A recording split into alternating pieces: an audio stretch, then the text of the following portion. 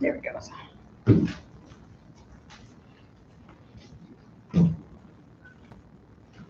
Okay, this is the Williamson County Board of Commissioners meeting, June the 8th at 10 a.m. Roll call, please. Jim Marlowe. Present. Brent Gentry. Present. Tim Atkinson. Present. At this time, I'd ask if everyone please rise and recite the pledge. I pledge allegiance To the flag of the United States of America and to the republic for which it stands, one nation, under God, indivisible, with liberty and justice for all. So Lord, we thank you for giving us the opportunity to meet today. And Lord, we pray that you watch over this board as we make sound decisions for the county, for the residents of this county. And Lord, I pray that you'll watch over our servicemen and women as they fight for our freedom, Lord. And watch us to leave here today and keep us all safe. That's you think, pray. Amen. Amen.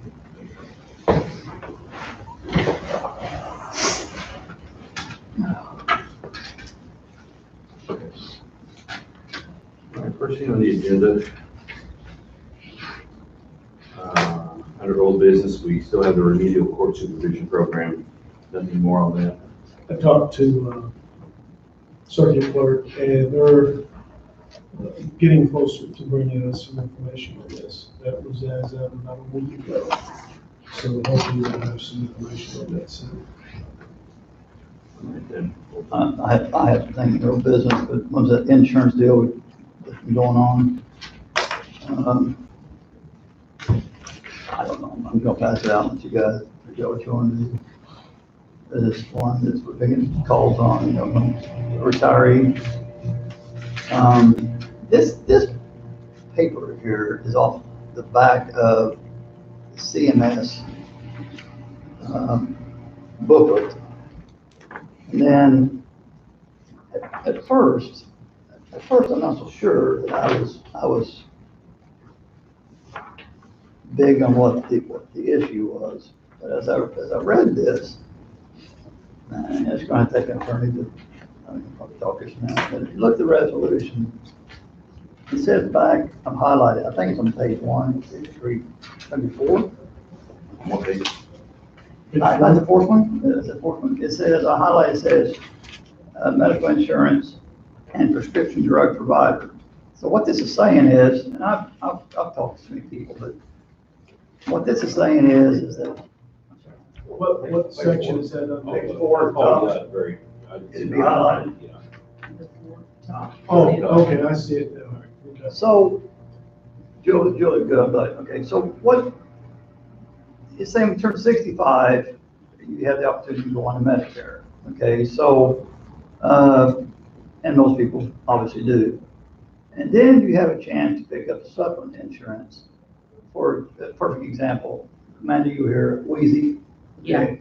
She was, in her 70s, whatever, she was very retired and couldn't, and we came up with this plan, he let her go like the next month. Right. Okay, so she bought a supplement. No, she didn't, she's working off her insurance, correct? Okay, so the person who keeps calling and asking the questions, I wasn't so sure I was thinking that he's right, but after I read this page where it says federal required notices, I think that he is, because if you look at the second paragraph, it says, because your existing coverage is credible coverage, you will not be penalized. So in other words, if you have a credible coverage to fall back on, you don't have to get a Medicare Part D.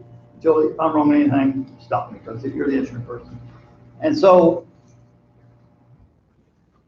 what he was trying to say is basically that you don't have to get Part D. And talk to Greater Education, let's see, was it the old aging? Is that the name of the building? Mm-hmm. Okay. They kind of verified the same thing, that you don't have to get it as long as you have incredible coverage. Well, Julie took a step farther. She called a couple of people who have been retired, and it turns out that they are getting their prescription drugs on our plan. Correct. And it's not costing the county really any more money. So I'm proposing that the 3 words there, prescription drug provider, is kind of a moot point, because CMS trumps all of this. So Andrew, you talked to you a little bit more about it, and at first I was not thinking out of the green hill, so I got this CMS is as clear as it can be. And then she verified that people have already been doing it for years. So again, you can't just go, one can't do one thing and then the other person can't do it. You either got to do it this way or you got to do it this way. So based on what you've done, and I've called the joint people, and I put the email that I would present this, is what is your take on this? Basically, we probably just need to get with Andrew and see if it needs to stay in there, the language, but the 2 retirees we have on the insurance now are not following that. And it doesn't cost the county anything different if they don't have the drug plan. It does if they don't have Medicare, but that's required through our health insurance, so they have to get Medicare. So But it'll cost them, if we enforce that, we got to go buy it. make them get the prescription drug plan through Medicare, it could cost them up to $200 to $500 extra a month when they already can use our prescription drug The plan. problem is I've been on it for a long time. Yeah. That's the problem. So I'm saying that these 3 words don't mean a thing. It should stop at primary medical insurance, period. Because this CMS tells it all. If you have credible coverage to turn to, you do not have to get Part D, period. So, I don't know. You see what's going on here, Andrew? You see what? Yeah, so I guess I need some clarification maybe from Sure. either you or the board. What is it that you're wanting done? Are you just wanting kind of a cursory review of the potential conflict between these 2? Or is the board wanting to take some sort of action to change this? Well, I don't know. Well, I think I don't know, I need more I think- information. I mean, I This don't is just, this first come up. This is first time, we're just getting calls this week, so, I mean, I'm saying that they're saying, it's plain and simple, is that they do not have, they can get insurance for a prescription through our insurance policy. Well, at first I didn't agree with that. Then I read this, then I've heard that 2 people have already been doing it for a long time. It's kind of hard to not let it happen. So my point is why does those 3 words need to be in there and stop the next person or the next person or the next person from doing what these 2 people have been doing for years? I guess my question is this the county's paragraph here, or? No, this is That ours. is your This is our our resolution. resolution. Yeah. This is. I mean, there's nothing wrong with it, but I'm saying that CMS is the federal required notices. Okay, that's what's their part. And I read it about 100 times, and it's literally very clear. And you talk to them on the phone, that's what they say too. Make it very clear that you do not have to take D. And this is kind of a learning thing, I guess, for all of it, because, if somebody plans going on, on the insurance, somewhere down the road, this could come back and, not necessarily buy this, but it can go back and haunt us because 2 people have already been doing it. So I guess my point is, why in the world, if they've been doing it for all this time, do we even have prescription drug provider part in there? Well, You this is our yeah. resolution. The resolution could always be amended. Sure, absolutely. So why don't we just, That's all. I guess I'd like to maybe chat with these people because Sure. I'd be interested to see what they're classifying as credible coverage. Obviously, as everyone knows, when you take Medicare, you don't have to take Part D. Right. A is required, B, obviously, if you're taking it. Because it says in our resolution that you have to go out and get that, and that's not accurate. Right. So my question is what the notice specifically is pertaining to, whether it is going to pertain to this. And if it does, obviously that's going to trump what we have. And at that point, we would need to probably amend our ordinance. But I would want to clarify that before I make any suggestion that we need to amend this. Sure. The problem that you have is obviously when you potentially do amend this, you have people that are not compliant who I guess are going to become compliant or vice versa. The people who aren't currently compliant, I guess you would then need to decide if they're grandfathered in or you're going to force them to change also. But did you say earlier that it's not costing the county anything extra? No, not the prescription drug plan, it's not. Gotcha. And I can get you a name and a number for a contact person up there too. That'd be awesome. Thank you so much. This is the first time they brought it up, because they just started calling them this week, I guess, the question arrived this week. So I just want to get the material out, because I said, look, I've talked to people, and it's, to me, and I didn't agree at first with this. I agree with the resolution, but after reading and hearing people, I don't think the resolution, those three words even need to be in there. You can't do for one, you gotta do for all. You just can't do for one and then not for another. That's what I'm getting at. They've been doing it for years. Sure, yeah, no, you know, if the county is willing to allow the county to be primary on prescription drug, you know, then yeah, absolutely. The way, I think the intent, and I didn't draft this ordinance, sounds like maybe one of my predecessors did, but the intent, it sounds like from me reading our current ordinance, is that you wanted Medicare, you wanted the government benefits to be primary everywhere, and the county health plan to just be a secondary option. And the way it is right now, people are using the county benefits, even if it's not costing us more, as their primary method with respect to the prescription drug. That was the intent. Yeah. And then now it's got two people doing it, so now what's the point of that thing? Because it could stop other people in the future. They say, why did they do it and I can't do it? You know, and it's kind of one of those. Sure, Slippery absolutely. slope. So I thought you'd take it. I'm happy to look into it. I will try to get a more full understanding, and then I will report back to the board. And then at that time, if you guys want to obviously change this, then I can provide you with a proposed amendment. Yeah, that sounds good to me. That's why I want you to be in it, but I'm not turning Thank out. you, Julie. I'll go get you a name and number. Okay. Thank you. All right, let's see. I got a couple of things here, because the only time we can talk is in here, so I want to be like handing out material here, so. They saw the other day that this came in, I just like to know what it's about, or somebody explain it to me, or you were on the call, so I don't. The claim came through. You know, well, I just like to know is I don't know, didn't know anything about this particular thing, so,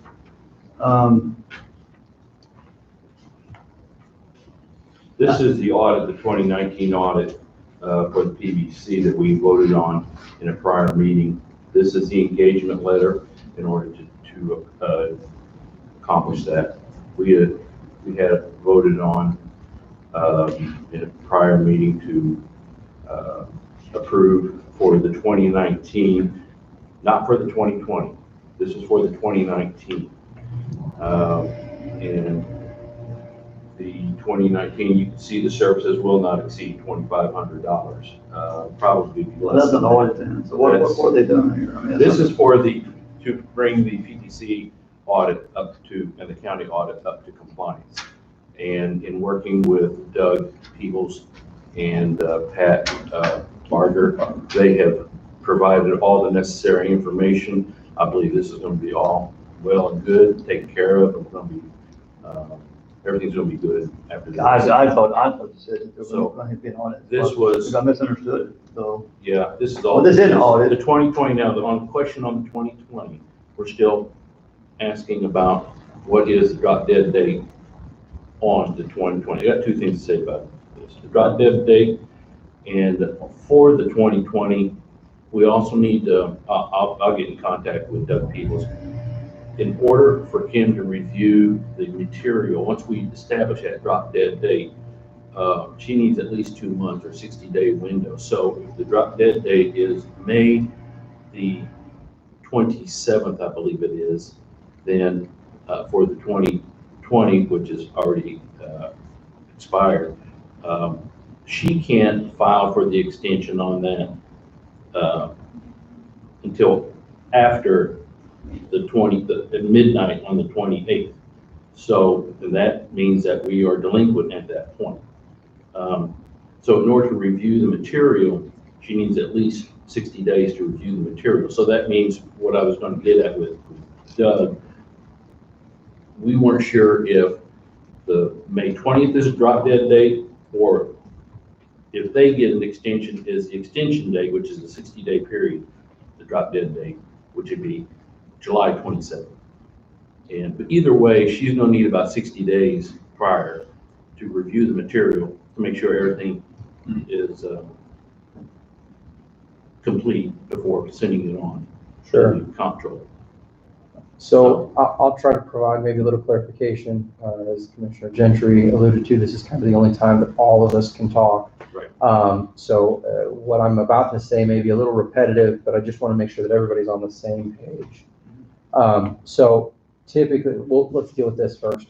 So this letter, as the chairman indicated, is the engagement letter for 2019 tax year audit services. This firm handled the county's audit. As part of the county audit, the PBC has a portion that, they, in a perfect world, they do their stuff, they send it to us, right? Goes to this firm, they put it together, and they submit the overall county audit. In this particular case, there were some deficiencies with the PBC portion. Mr. Snyder, I believe, Dean Snyder, hopefully I'm not getting his name incorrect, was given the opportunity to correct the deficiencies in his audit. The reason we have this, though, is that once those deficiencies are corrected, and my understanding is he's been working both with Patrick and with Ms. Meyer to correct those, then the entire Williamson County packet has to be then resubmitted. This letter, from my understanding, is that in order for her to kind of go back and rework things and make sure that our 2019 finally gets compliant, the total charge won't be in the excess of the $2,500. She's not doing the audit for PBC for 2019. She is working with the PBC to submit our audit. So hopefully that provides a little clarification there. Mm-hmm. Moving now to 2020, the statute says that the PBC has complete authority and its own autonomy to hire whomever they choose to conduct their own audit.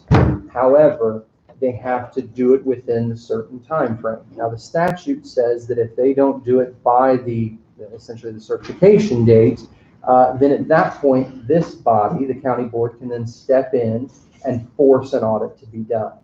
The question that the chairman alluded to is, when does that occur? Now, the normal end of reporting period when it's due for 2020 would be around, like you said, May 27th, May 28th. 28th. You're allowed to file for a 60-day extension. In this particular case, Williamson County has done that, and we've been granted a 60-day extension. So our current deadline, I believe, there's an extra day in there because May has 31 days, I believe is July 26th, I believe, is our official deadline. So the question here, which unfortunately I don't have a solid answer for, is when we request an extension, does the PBC also get that 60-day extension to then complete it? Or are they done on that May 26th or 28th date, and now we request the extension and we have our 60 days to force the audit to be done? And unfortunately, I don't know a great answer for that. I have researched and tried to find specific case law that has dealt with that. And there's not a whole lot of litigation regarding that out there. So I am continuing to try to find us a better answer. The problem we come into is, as the chairman alluded to, is if we do force an audit, it's going to take us 60 days to do it. And so at what point do we just say, hey, we're going to go ahead and do this? And that's what I'm trying to I don't think you have to force an audit if you get communicated. I mean, this could have been solved by communication. Sure. Are the two, auditors communicating now? My understanding is that, and not saying anything bad about what happened in the past. I wasn't here in the past, so I can't speak bad about that anyway. However, I think the new regime, I think Doug, and I think Dean, and I think the chairman, I think they have a really good working relationship, at least from the outside. We went for a period of almost over a year where there wasn't any communication between the two auditors. And here, since our phone call with the IOC, which has been, about 30, 45 days, we've seen the matter, they've come together, they've gotten the paperwork they needed, it's gotten into the right hands. And I would imagine that shortly, Williamson County will be compliant for the 2019 audit. So I think we're moving in the right direction. I think they are going to be working. When you talk about that drop dead date, that was the problem before. They didn't know the drop dead date. So right. It's important that the auditors speak to each other. That's what I want to know what's happening. Absolutely, and we've tried to put a plan in place to where, a fail-safe, if you will, to where if the auditors aren't talking to each other, this board and the PBC are communicating. And so that we can kind of say, hey, you know what, this date's coming up, we need to, where are we at on this? Keep checking in. And that's good. That saves a whole lot of That's headaches. been transpiring. Doug People has been very helpful. I think that's good, dude. In speaking with Pat Barger, he's been more than helpful. Pat Barger is where all the information comes from. That's their account. So, and he was here, he mentioned this to everybody that was here at that meeting. Mr. Malkovich, the attorney for the PBC, has indicated that the PBC has retained the auditor, Mr. Schneider, to do the 2020 audit. And so my understanding is that the wheels are at least moving, right? Yes. So I would anticipate that we're not going to be in a situation where this board is going to have to force an audit. As long as there's communication. As long as there's communication. I think we do still know, and this is why I'm still trying to find out, we need a solid answer. Because while this year may be great, who knows 2 years from now, 5 years from now, and we need to know, what powers this board can take and when it can take them. Have you by any chance contacted the comptroller's office on that? I have not spoken with them since we all had the conference call. No. Get their opinion on that drop in the date. So, okay. But no, I can tell you for a fact that it's been 180-degree turnabout with PPC, and everybody is on board and everybody's working together. And I think I don't really foresee any problems from this point. So this is just compiling all the stuff. This is not an audit, it's just compiling all the stuff. Compile stuff, resubmit, yep. Right, so we get understanding all the parameters, and moving from there forward, we know that by this date, we need to have the information by this date. Okay. All right, the final one. All right, so that's one butts down, take one butts down, and that's it down. Okay. Thanks. I made some notes on my phone because I don't want to screw up here and say something that's not.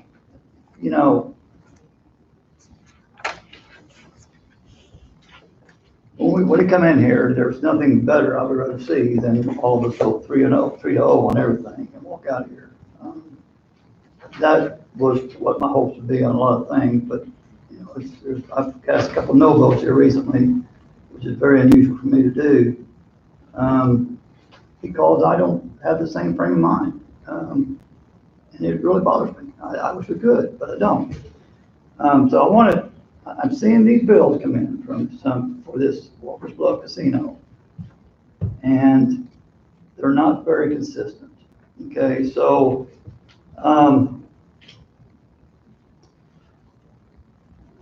the casino attorney is one of them, but I want to kind of go through the time frame. So at the time, we have what we call a county team to do the paperwork for Walker's Bluff, which is the IGA and the HCA. So at the time, I think the team was made up of me and Kim and the assistant state's attorney and Greg Smothers. So we got kind of going through this, and then we had the cost. The first one you see is the cost of the first person that did the HCA was $15,900. The HCA was submitted to Springfield with all the other paperwork. Okay, so we got about $16,000 tied up in the HCA right there. And then we get into a few minutes at the very beginning of this whole thing for the Walker Bluff even came to talk. I didn't really know at the time how much the assistant state's attorney's knowledge was on this, and it was not you, by the way.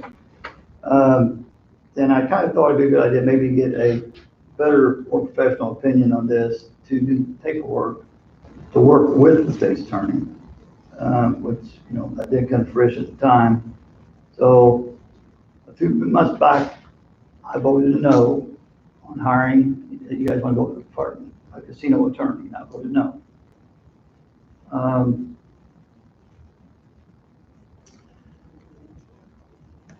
I guess in 2020, the team had changed.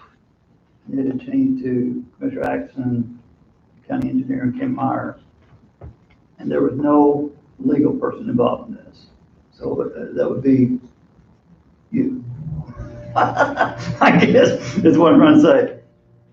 That pretty much disturbed me, not having a legal counsel of our own involved, which I might add is free. It doesn't cost taxpayers anybody or anything. So it went on, hired the Taft Group, TAFT. So anytime you have a meeting or a phone call, you're paying Kim and Taft at the same time for those meetings. So you have a double amount of money going out at the same time. So the vote was made for the casino attorney. At the time, I mentioned on this agreement to beware of a word called blended. And attorneys, you know, sorry, bud, but they can get, I guess, greedy at times. And it says that the firm will charge the county an hourly blended rate of $300 per hour for each attorney working on the county matters.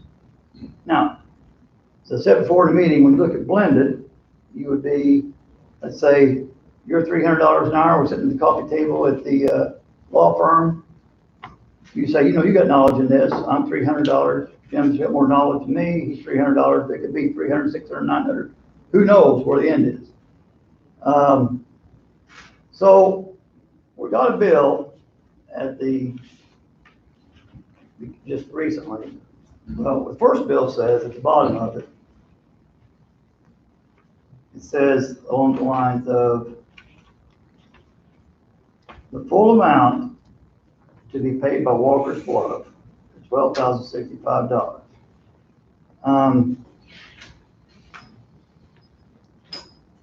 When I read these bills, to me, I may be way off the chart, but to me, it's very clear this guy is working on the HCA. The HCA has already been turned in. We're going to pay one person to do it. So I guess imagine why on God's earth we're paying somebody else to be paying. They're doing the same thing. So I returned, was it not correct? Was there issues with it? I mean, we're paying this guy a lot of money. And so why is he doing the same work that's already been done once? Tim, I guess a question directed to you, because you're on the committee, is when you see this thing on the bottom says Walker Bluff's going to pay this, I guess the question is why in the world would Walker Bluff pay something that the county has chosen to pick an attorney for, is question one. And what is the plan to collect the money on this from Walker's Bluff? Because the bills coming in now, as you'll see, it says due upon receipt. So what is the plan on the team to get this money from Walker's Bluff? And I guess, and why would Walker Bluff even want to pay it? Well, I think what we have is the original HCA is an atypical agreement. I think every one of us could see that. I think even in our first conversation about hiring Taft, I think you even said that that committee back then should have had a gaming attorney. That's what we talked about, yeah. Okay, so even you told me that all the county was going to spend was $10 million. Now you're talking different things. Talking about that's the road. Right. But we're also talking about the HCA, which I had no hand in forming. And that was before I got here. The HCA agreement, though, does not say that it was a road only. It says that there's other infrastructure that's included in that. And right now, that total that we're hearing is $13.2 to $13.8 million. Which No go for it, so, yeah. But HCA, this is coming out of. What you looking for? but the HCA does not clearly define how much the county is supposed to pay. So we have an issue here. The commissioner said it was $10 million to begin with, and it's now 13.2 to 13.8. Okay, we're seeing these costs that maybe grow out of that even higher than that. So it was determined in this committee that we should have a gaming attorney on our side to help us with that HCA. That's when we brought it back to this board, and this board voted to have a gaming attorney. So once again, I said we have an atypical deal, and it is our understanding in the committee that a typical deal would have the gaming entity paying for the costs of the attorney fees. That is standard apparently across the gaming industry when you have these agreements. Okay, So well, I haven't heard it, but how are you? We gonna are, get money? once again, that we are in negotiation with them, covering that and a few other things. But the language needs to change because the infrastructure part of the HCA has no sunset. That language continues in the HCA and will give them the ability to come back to us at a period of time in the future and ask us to build more roads, more water lines, more sewer lines. So that is the whole reason why we have an attorney. Yeah, it's a little bit of cost right now, and we may or may not be successful. We don't know yet. We're still in that negotiation. But once again, the way the HCA is read right now, there is no sunset to those costs. So this agreement could potentially cost us much more than the $10 million that you thought it was going to cost whenever you guys signed this HCA, up to $13.2 million, which was the first cost I heard in January, up to the latest cost, which was $13.8 million. So, I mean, Brent, I agree. I don't want to spend this money. I don't want to spend this money. I don't want to have to do this. But once again, we're looking at an agreement that has no sunset. That's the problem. But the $10 million is what the put in legislation is for the road and infrastructure around it. Okay, and so but this first round, Tim, I don't think we were time, but like the first person did ACA, it's $16,000 came out of contingency. I can't handle that. You asked me a question about the reason why I voted to hire Taft. And the reason why I voted to hire Taft is because in January, when I took over this committee, the HCA said what it said already. I was given an agreement that said what it said. The agreement was in place. All right. And so what we're trying to do is negotiate a few things out of this agreement that will potentially save the county millions. So once again, I had nothing to do with this agreement to begin with. What I'm trying to do right now is clean up the wording in this agreement. And we may be successful, we may not be, but I know this, I don't want to spend $15,000 or $20,000 or whatever this is, but I'd much rather spend that in the opportunity to save the county millions. We're in 42,000 right now for this whole thing that may not even come to fruition. That's the problem. Our job is to protect money. I'm as tight as bark on a tree, and I want to watch this money. And I sit and just see these bills. Are you going to put a cap on what you're going to pay this tax guy? Well, he's already did HCA again. It's already done. The cap should not be on what we're paying Taft. The cap should have been on that original HCA agreement that would have capped that at $10 million, which is what you guys have talked about spending and not a penny more. Now, I've heard that, and not one time did anybody insist on putting a cap in the HCA at $10 million. It's not in there. The HCA has been done. It was turned in. So why are we doing it again? Why are we doing HCA again? I think what he's trying to say is that Taft is rechecking the HCA, and anyone can, Taft is a gaming attorney. He's very familiar with these agreements, and in the way he looked at our agreement, he's wanting to make sure that, some of these agreements that he sees in our HCA should probably have never been in there. This is an atypical agreement. So, right. So, we are using him as a specialist, like he would use a specialist for anything, to look at anything. I don't think there's anyone on this board that likes spending this money. No, I don't want But if you're going to get somebody to stand up for you, you need somebody as a specialist. But this, we're talking, we don't do 100 $180 million projects every year. I agree. I think, not saying anything bad about our assistant state's attorney or our state's attorney, but they're very limited too. Everybody has their own specifics. And this is a specialty gaming attorney. And let me be clear, I'm not trying to throw anybody under the bus.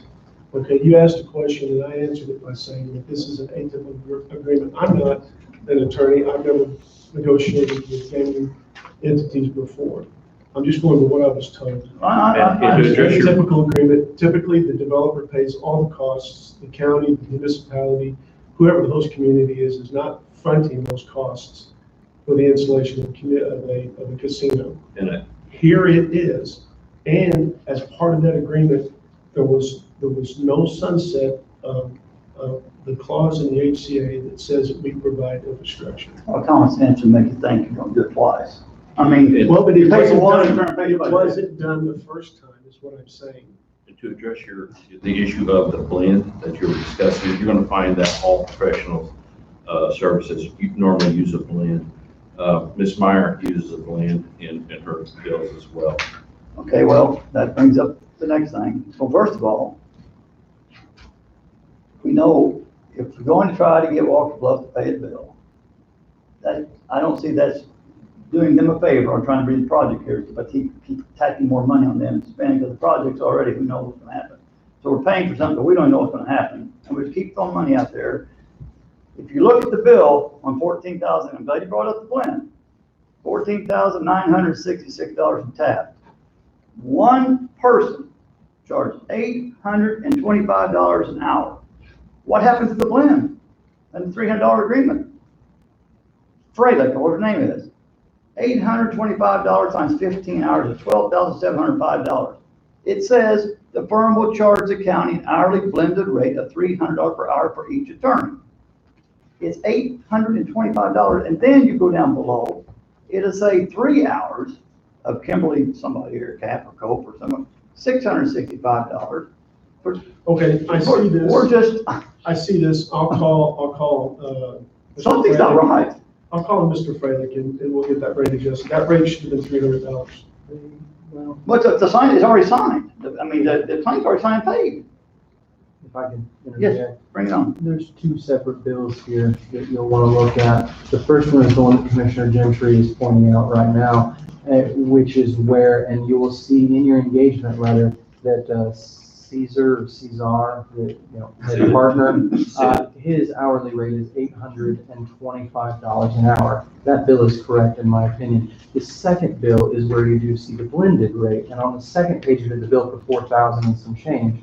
On the second page at the bottom, right above where it talks about Walker's Bluff paying, is where you see the blended amount for the $300 for every attorney.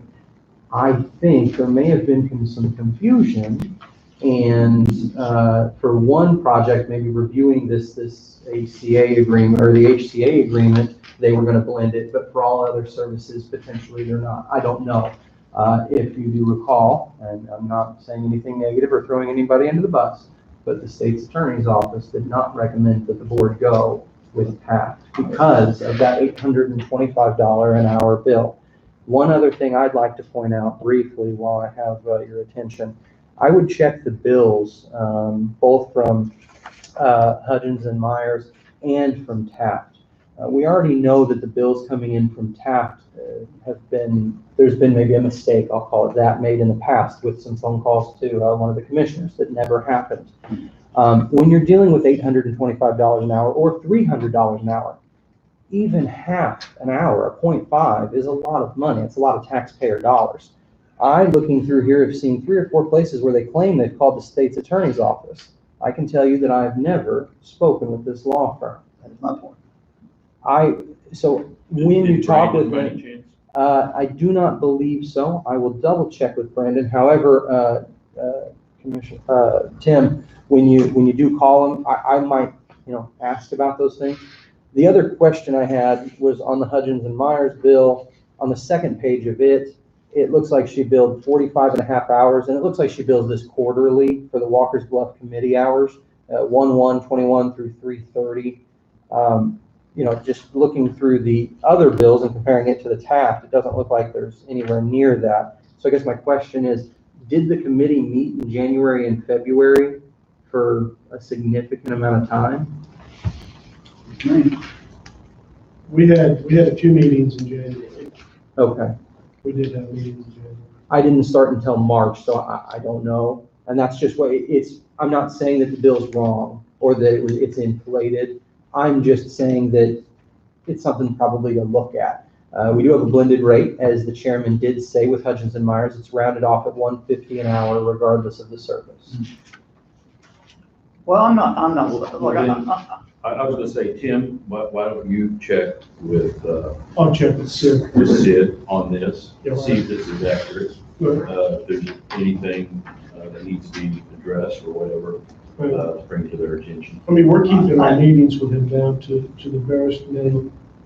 We're not trying to spend dollars, but once again, we are trying to clean up an agreement that was just simply not favorable to the county. that's my issue, okay, is that you'll never hear me say a bad word about, Jesus Martin, our government. We pay this, and we're turning it right around and paying this to correct this. Somewhere there's been some money spent badly. That didn't mean. So 16,000 here, we're still continuing on here. Here's my problem. On this, hold on. No, let me finish. You're talking about the water club meeting on the drug bill. Yeah, I'm not talking about any one of these farms. I'm just saying that our job is to watch this money. And when I look through these bills, the TAF or whatever they send in, I guess it's carte blanche, whatever, but they can just pick up the phone and call anybody they want to and charge you. For instance, Tim came to my office one day and just said, just nonchalantly, would you take a call? From these people, sure, I'll take a call from them. I don't care. I might vote for them, but all this is what they got. They want to say hello to you and introduce yourself. Well, they called me, and I listened to them jabber a little bit. It's about 30 minutes later. Here's a $250 bill to introduce yourself to me. And then they went on and said, they talked to me 2 more times. Didn't happen. So, as you know, I did not like it, and they credited us back it went from 4,830 to 4,410. So they credited us back because it didn't happen. Now, the state attorney, in fact, we don't know for sure, wasn't those calls. That should be on their bills. Look. But that was taken care of. That part is, but this one may be a totally different deal. State attorney, I didn't see We need to check that. with it So, and see. And maybe but there's some stuff. but I'm just saying that he's going to run wild, and there's going to have to be a cap set or something, because folks, last year was undoubtedly the worst budget I've ever set through my life. And we're cutting employees, we're cutting office holders, and we have a contingency for this year. Based on my looking back, every bit of these bills have come out of contingency. That's not what it's for. If we were going to get an attorney, it should have been last year's bill, but it wasn't last year's bill, because then then the office holders might raise cane because we're trying to get an attorney. So we're going to keep spending money out of contingency, and if you keep seeing these bills come in that are red line, going over, we have to shore up at the end of the year these shortfalls out of contingency. It's running rogue. This is going $42,521 on something that may not even happen or hasn't happened yet, and it just keeps going and going and going. And we don't have so much money in contingency. Folks, when that contingency's gone and it's got a big dent in it, and we don't have the money at the end of the year to shore up the real issues of the county to keep it afloat, somebody better explain something. That's all I'm saying. I watch every penny. I watch every penny on my own checkbook. And if things don't look right, I mean, I just have to look at state attorney and see if that, you brought that up. I didn't see that. Yeah. I assume you talked. I don't know. But there was no control over this Taft. It's going to be 100,000 before you know it. It's only been a month, like maybe 6 weeks. It's already over 20,000, 24,000. shit, 6 more weeks, it's gonna be 50,000, and it continues to keep shrinking. And just another red line came in this morning, over the judges, we gotta shore that up at the end of the year. I've said my piece, just do whatever, but I'm just saying that that's getting out of control, and we're gonna have to explain to the taxpayer, or me, or somebody explain to me, where in the world is money gonna come from to pay these people? I'm done. So, Well, like I said, I think we're all on the same boat, in the same wavelength. I think we're all as tight as bark on a tree. I think we're all concerned with our finances. The contingency has been budgeted for the year, and Not for this. the contingency is what it is. But anyway, I'm done. you got anything you want to say about that? No, I mean, like I said, we're trying to keep it down to a minimum. We're trying to keep the county from having to pay millions of dollars on the backside of this agreement, which we may start seeing part of this year. I don't know what else to say. This agreement was given to me, I hate to say it was given to me, it's an atypical agreement, we're trying to clean it up.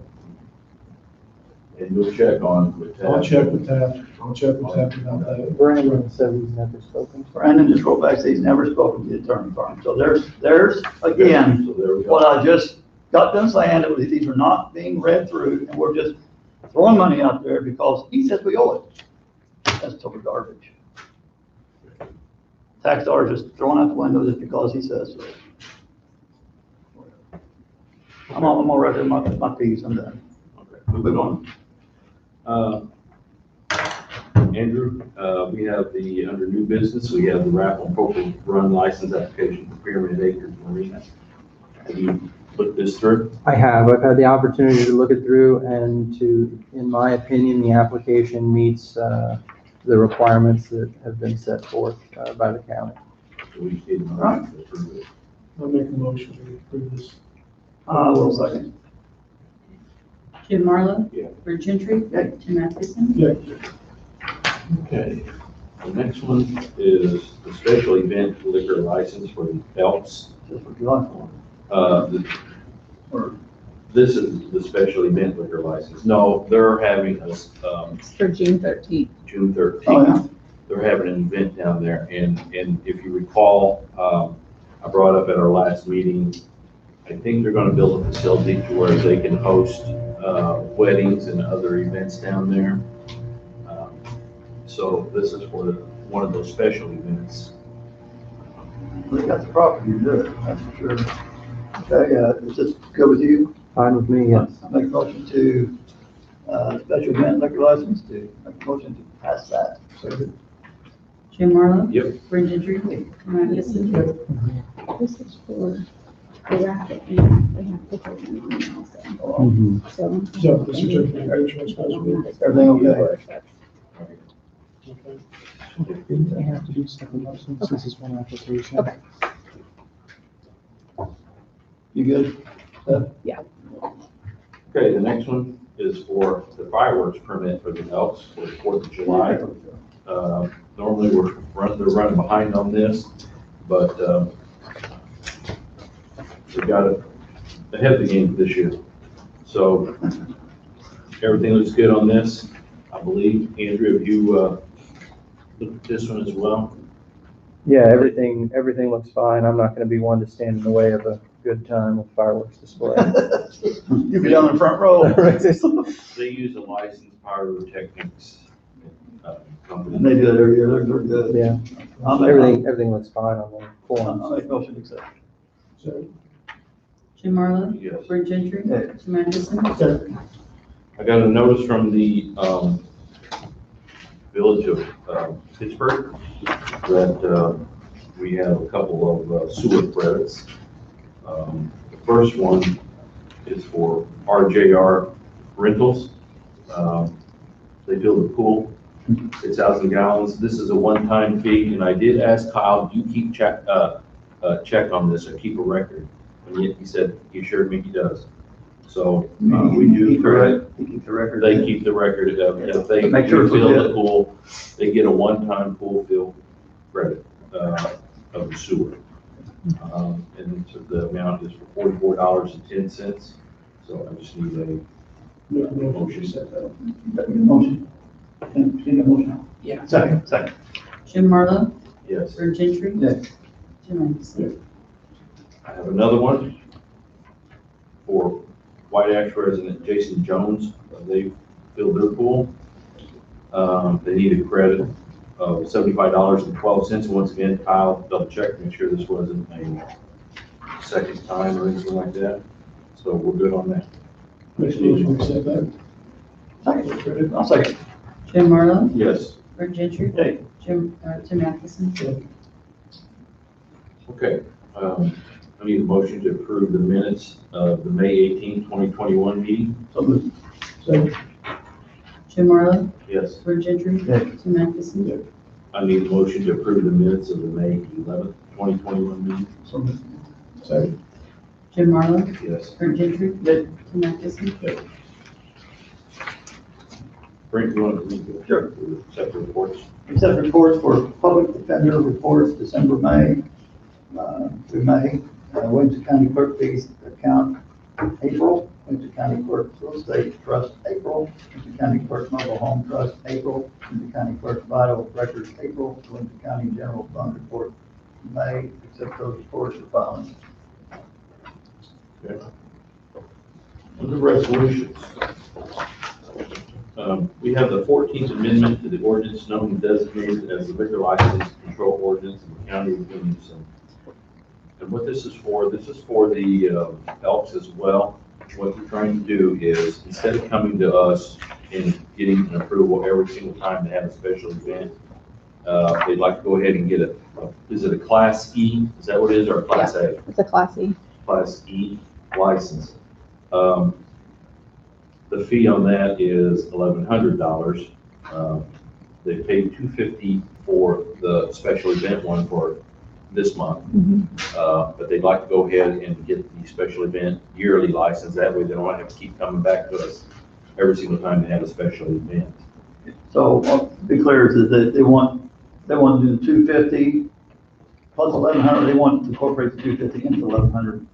No, they want to do the special event, which is $250, and then it starts up in July, Okay, for the actual liquor license, so they want to so do start. it all at once and Yeah. then come back. And that'll go through, Does that cover them for the 4th of July? If we're gonna do that then? yes, Okay.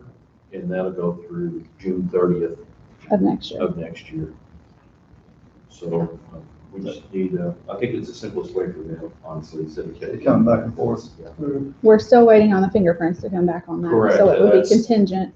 Right, it Those would be come back. contingent that the fingerprints and everything come back and we're good on all the Did you have a chance to look at research. that? So, Motion to approve this resolution.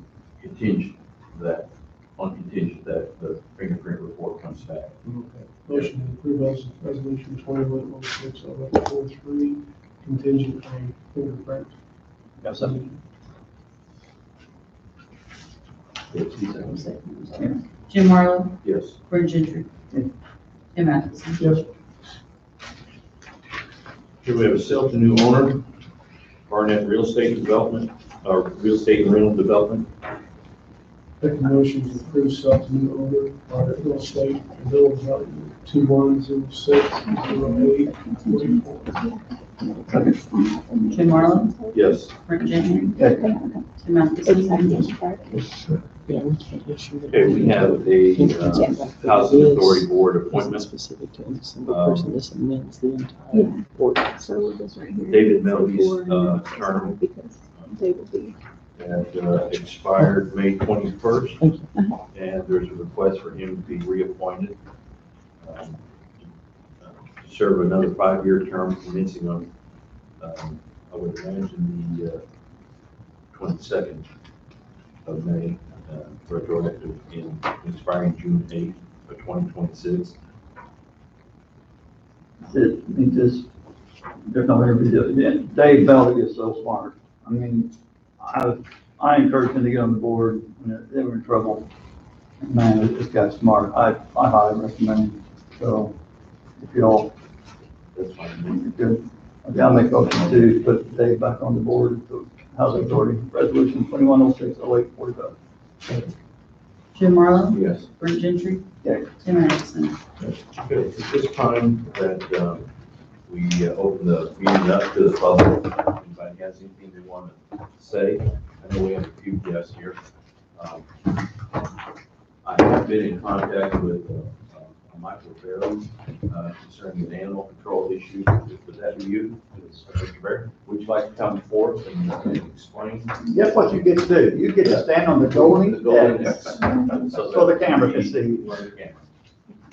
I'd advise Mr. Barry here. We spot the first smile, but sometimes people don't smile when they're there, so. Is the camera over here? So, recently I was on vacation. I received a phone call from my eldest daughter, who is 20, that the neighbor's dogs were in my goat enclosure and had killed all of my goats. Immediately called the sheriff's department and had her go lock herself in the house, because apparently one of the animals was not in the enclosure. Cut my vacation short, came home. Sheriff's Department told me that it was a civil matter, that there was nothing that they could do for me. Animal Control, Mr. Harris, came out, looked at the property, looked at the situation, not to make things super long. I wanted to print some documentation and images. I don't know if Mr. Harris has those items or not. I do have some stuff on slideshow. I'm a school teacher. My classroom and buildings tore apart, so that images and the statutes and things I was going to share with you. I don't know how hard copy to give you. I apologize. I'm being told that we can't deem the animal dangerous and we can't deem the homeowner reckless. This gentleman does not live at the residence. His house caught fire. As a ironic sick twist, I actually helped put his house fire out and rescued some of the dogs that inadvertently killed my livestock. I'm basically being told that there's not a whole lot that can be done, that he is responsible for paying restitution for the animals. The way that the state ordinances read are very vague. It does not say if it's restitution for like the cost of purchasing the animal, the cost of the veterinarian bills and the things that I've had to do to raise this livestock to the age of breeding. You know, I'm a combat veteran. I suffer from PTSD. This is a situation that is now keeping me up at night because I have to worry about, because these animals are being released and he has maybe 8 more animals over there that are being unattended. If they come on my property, the way that these laws read, I basically have to wait for these animals to attack my children, which I have them all the way down to the age of 6, or my livestock, which I'm raising, you know, not for fun, but for profit. I am trying to do things in a legal and ethical manner, but the way things are set up right now is this man is going to basically get off with some fines. He's allowed to continue to do what he wants to do. He's going to get this animal back. Unfortunately, this is not the first time this has happened, but it's the first time that I've involved law enforcement and animal control. This animal has killed a neighbor's chickens. This animal, which I'm trying to get with the sheriff's department to get the report, the same dog went to attack my cousin, who is my other neighbor, and his children while they were being pulled on a sled. Fireworks were thrown to drive the animals off. The woman called law enforcement.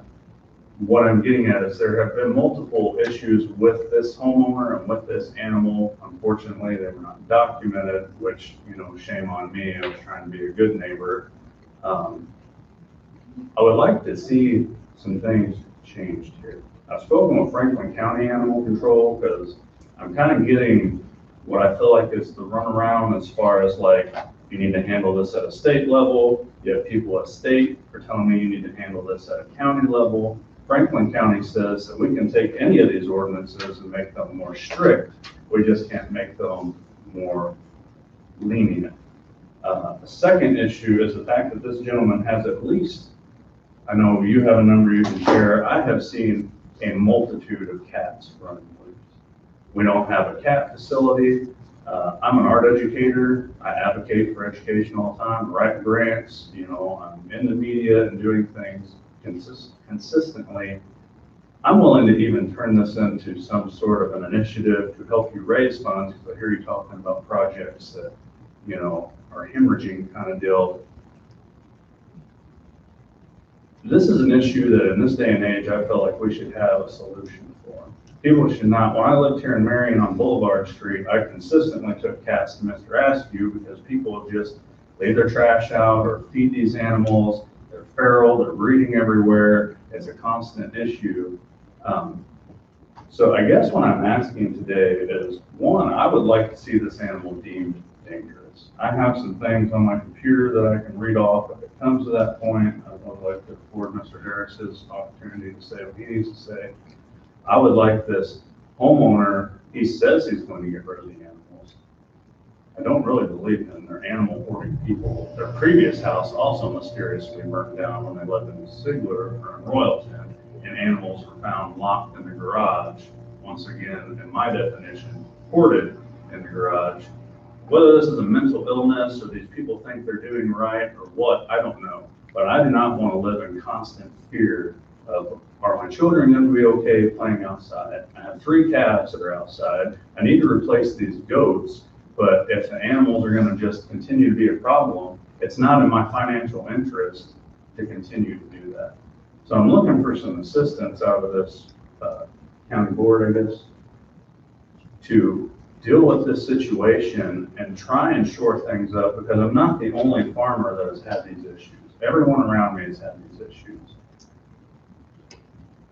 They handle them a little bit differently than I do. I'm not big on breaking the law. I've spent my entire life since the age of 17 serving this country and serving this state, and I don't really want to become a criminal on the books because I'm doing what I needed to do to protect my family. I don't know what you gentlemen can do, or ladies if you're involved. I would like to see this change, and I can be in it for the long haul if it needs to be a process. Yes, sir. Okay, I just first I've heard about it, so I'm gonna ask a couple questions because I don't just catch up on it. So, number one, if it's got 4 legs, I'm a fan of it. Okay, I love animals. So, when this happened, I mean, do you have a fence around? How did this dog get into the? They managed to find a low spot. That's box wire. They're small goats. Box wire keeps the goats in. They can stick their heads out and mow around it. They managed to find a spot that they could slip in, but couldn't figure out how to slip back out. Did somebody in the house witness this dog, whatever it did to the goats? They were eating the goats by the time my daughter woke up. Yeah. And that's one of the runaround, what I consider vague and not really supporting myself, is because we didn't see the animal kill them. They didn't do it. I can show you pictures of this goat that's missing its face from here down. I can show you pictures of the little playhouse that the goats played in, that they were slaughtered in with blood all over it, like you're watching some sort of horror movie. But because we didn't see it, it didn't happen. What type of dog is it? The one that is that I have seen and know being vicious is actually just a chocolate lab. Really? She was starving. So let me make that preface too. I love everything with 4 legs too. I own an assortment of animals. The dogs are starving. He doesn't feed them. I've texted this guy almost every day for 2 months, trying to not have to get the sheriff's department and have them come out and ask them to bring them in the house. They don't feed the dogs. The way he got them to stop barking at night so I could sleep with my windows open was to feed them. So the dog was hungry. I legitimately get that. My cousin texted me 2 days earlier the pictures that I have on the computer of these dogs, saying, is this your neighbor's dogs? Because they're on my property and I'm gonna have to do something. On vacation, I texted Mr. Needham and said, are these your dogs that are running? Because Billy's going to do something about these dogs. And he didn't pin them up. If he had been a good animal owner and had put the dog back in the cage, I'd lent the guy a post driver because he was building an enclosure for this dog. If he'd have just put the animals back up and fed them, I would not be standing before you right now. I think you are correct. I think there's a lot of people that hoard animals because they feel sorry for them, but they don't take care of them. I mean, we had a hoarding case, the state attorney had years ago, the lady had, I don't know how many, 37 or 50 or something were dead. I was a vet. It's crazy stuff. And I mean, And I'm not trying to put you on the spot here, I'm just gonna ask just a couple questions, but this troubles me, and I haven't heard what they're gonna say yet, but, so is it still a matter of him and his neighbor, or there's no, I mean, a prosecution teeth to be set down on something that, Yeah, I mean, I won't guarantee that there's not something that might rise to the level, but it's a civil matter, unfortunately. I mean, unless you can prove that he intentionally sent his, chocolate Go lab, over there and get 'em. over there to get your goats, I mean, that's an issue. Also, you're gonna run into an issue in a criminal prosecution of, then they're gonna try to turn the table on you and say, well, you should have better protected your goats. I mean, that's ridiculous. Nobody wants to get into that stuff, right? The other problem you're gonna have, and I'm not gonna speak for animal control, is they're typically, unless it's hit somebody, a person, they're not gonna deem a chocolate lab a vicious or dangerous animal. Isn't that? I think it's a civil matter, right? I think, this is, rises to the level above, obviously, a nuisance claim. You talk about how this has happened more than once. Obviously, it sounds like, is the guy paying the restitution? Has he been ordered to pay the restitution? Where's that sitting at? My understanding is Mr. Harris has told him he needs to pay restitution. I have texted with Mr. Needham, which is the offender, twice. He said that he will pay the restitution. I've not set any number to give to him because I don't even know what I can technically ask for. I mean, if I was going to get the money that it cost me to get the goats, to hand raise the goats so that when they're birthing, like, you can do what you need to do. The two twins that were killed were actually triplets when they were born. You have to be able to be there and like do things to a goat that if you've not hand raised them, they're not going to be comfortable with you. The guy is behind on his taxes. The guy owns animal control a ton of money. The guy's house just burnt down and being investigated by the fire marshal because he's a firefighter whose second house is burnt down in less than a decade. So this guy has some problems, and I don't mean And I don't to give expect it. to see the money. Yeah, this guy has Yeah, some that's what I say, problems. financially, You're probably not gonna see the money. That's the issue here. I can't give you legal advice, unfortunately. So I'm not But even as much worried about the money that I am owed here. I mean, I would like to get it back. I don't want to have to get it through animal control, which I know is, an option loosely explained in these ordinances. I'm trying to prevent this stuff from happening again. I'm trying to get Williamson County to increase, it says like 3 times an animal has to do this to be dangerous. Yeah. I have vicious. There's a whole lot of stuff in here that it's just like, maybe people that work in Springfield are from up north and they don't deal with this kind of stuff because animals don't just run at large. But here in the bottom portion of the state where it is agriculture, I feel like these ordinances should be more severe. I agree with Mr. Harris. You shouldn't go over there and just club a guy on the first offense as far as all of those animals that he has with big tumors and flea infestation and ticks and malnourished and all that. But this issue of animals killing people's livestock, which if it had been my child, it would be a different story. I might be wearing a different color outfit right now. If I'd have been home, I it would have been a different killed issue, and I don't mean to interrupt you. It would have been a different issue because we wouldn't be dealing with killing livestock. We'd be dealing with a dog bite to a human. That's different. The law looks at it differently. I What I was understand gonna that. say was that, when you speak with Kevin, that it's the judge that determines whether a dog is vicious or deadly. Kevin, you wanna say something at this time? I wanna give Kevin a chance to speak. Step away. Or if you wanna come up, Kevin. It doesn't matter, I'm okay right here, unless you want me on camera. You probably need to. Probably need to, yeah. Okay. First off, I'd like to talk with Mr. Berry, see what his recommendations might be and how to curb this, Of course, nobody wants to go through that, I totally understand his position, Having said that, what he's referring to as far as deeming the dog as dangerous, you have to have proof. You got to, provide the dog did the alleged, incident, whatever you call it. We didn't have that. I questioned his daughter, and she didn't see it happen, which, if it was to deem a dog dangerous, the owner has a chance to file an appeal, okay? And they've got 35 days to do that. If they let a criminal appeal, it had to go to court, and if there was no proof it happened, more likely it could have been thrown out. But as far as the welfare of those animals on that property, let's look at the back up. There was 3 dogs involved here in the scope, pin incident. 2 of them were inside the pen, 1 of them was outside the pen. I had issued citations for all 3 animals, one for running at large off owner's property, not under control of the owner.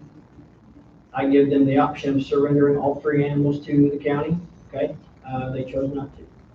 I don't have the ability to take them from them. I cannot keep them because that's their considered their property, okay?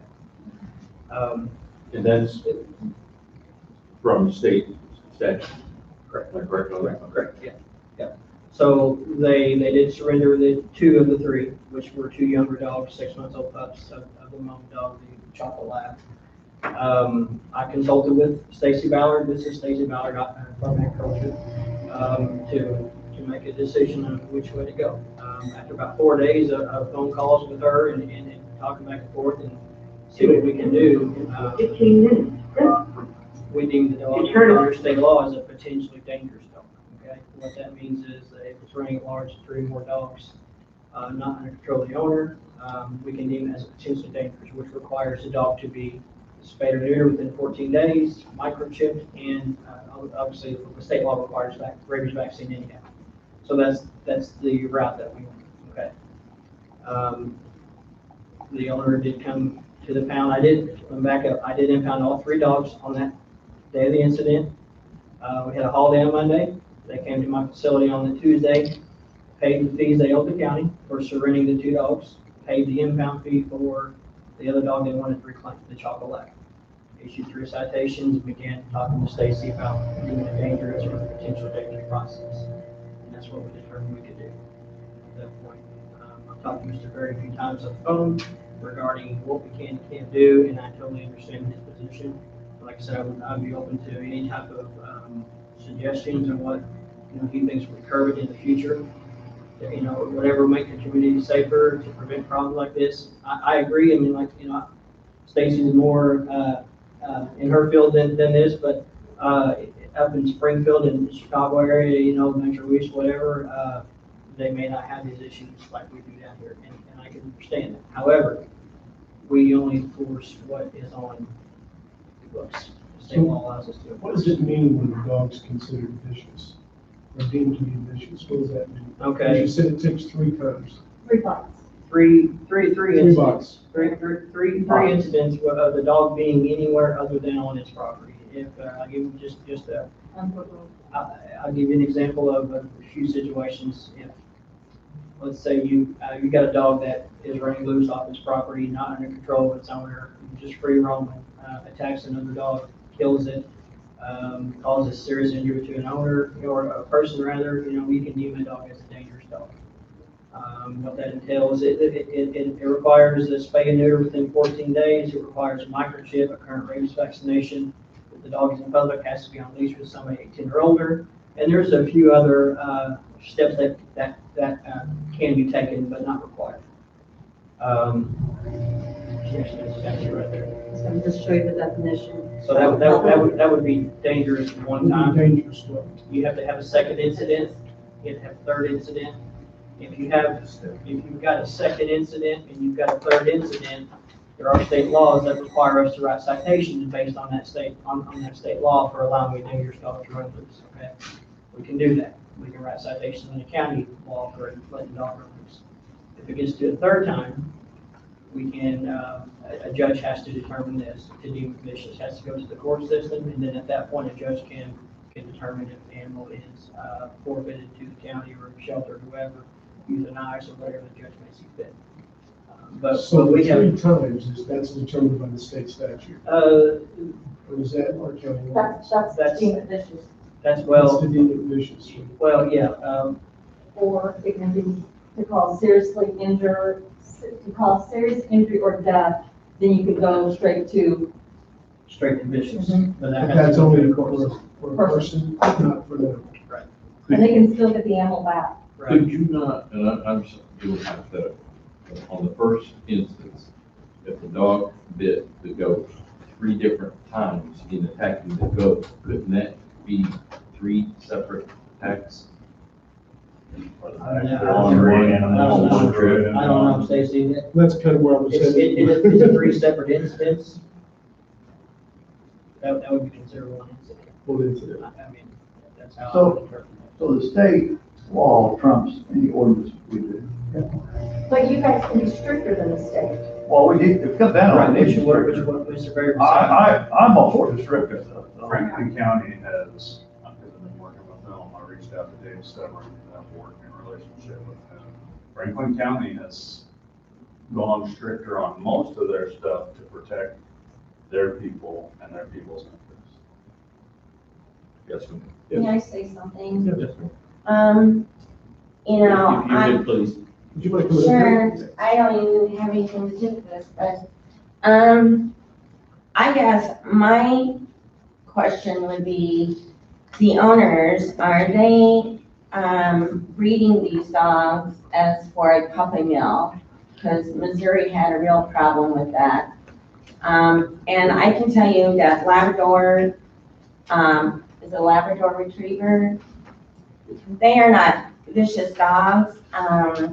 But the thing is, if the owners are not properly taking care of them and feeding them, this is not the animal's fault. I understand what you're going through, but the responsibility should be put on the owner. They are not properly taking care of their animals, and you already said they had tumors, and they're probably not being taken care of by a veterinarian or anything.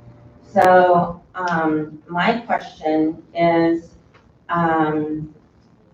there another outlet? I mean, they are basically not humanely taking care of their dogs, and they do not even live there now because it's burnt down, is that correct? Correct. So these animals are in cages, and they don't even live there or taking care of them or feeding them. So these animals are doing what they are able to do, which is survive. He's making visits once a day. Yeah, and so the thing is, you know, are there laws that, in, you know, the Humane Society that can legally go in and take these animals from these people and somehow a court case be brought up against them that they cannot, you know, have, you know, animals again, because it sounds like they have, you know, had a previous location where the house they were living in burnt down, and now we have a second situation, you know, where this has happened. And basically, they aren't humanely treating their animals in a proper way. So I think you need to go and look at it in another viewpoint, you know, where these animals need to be Let's rescued, let Kevin answer that question. because Thank that's, you. uh-huh. And that's a legitimate question. So there's 2 different complaints I got here on that particular day. Got Mr. Berry's incident with the goats, and he also requested we check on the animals. So I made 2 separate complaints, 2 separate incidents, okay? Same day I was there, with the goat incident, the dog owners arrived home, having been contacted by Mr. Berry, I believe, right? They arrived home, I explained to them his situation with his goats and what they had to do, what they're looking at. I already explained that. Right? The second part of it is I went into a welfare check investigation, okay? I walked the property with these people. The house did have, there was a house fire, they were not living there. There is no water service there, those are issues. I don't have my report with me, so I'm just gonna wing this here, you know, not word for word, but the best that I can recall, okay? I believe them to have 9 dogs on the property, 3 of them which I had impounded at that time, the chocolate lab and 2 pups, so there were 6 others. Under the Humane Care for Animals Act, owners are required to provide shelter, protection from the elements, and wholesome food, clean, fresh water. Vet care is needed, and humane care and treatment, okay? Now, there's no, to my knowledge, Stacy, correct me, there's no actually definition of any of it. It's just, in my opinion, it's a judgment call on the animal, the situation, the breed, the environment, all those things considered, okay? In my opinion, the property was overgrown. It was waist high. They had mowed, hadn't cleared. It was not ideal. And I addressed several issues with the Was that way owners. before the fire as well? Okay. Been that way for Okay. years. Okay. That was one of the major issues I addressed. I said, you just need to clean this place up. It's overgrown. It's a breeding ground for fleas and ticks and mosquitoes. You're looking at parasites. The dog is going to be ingested. You're looking at mosquitoes that carry heartworms. That's going to affect the dog's health long term, and I educated them on all that.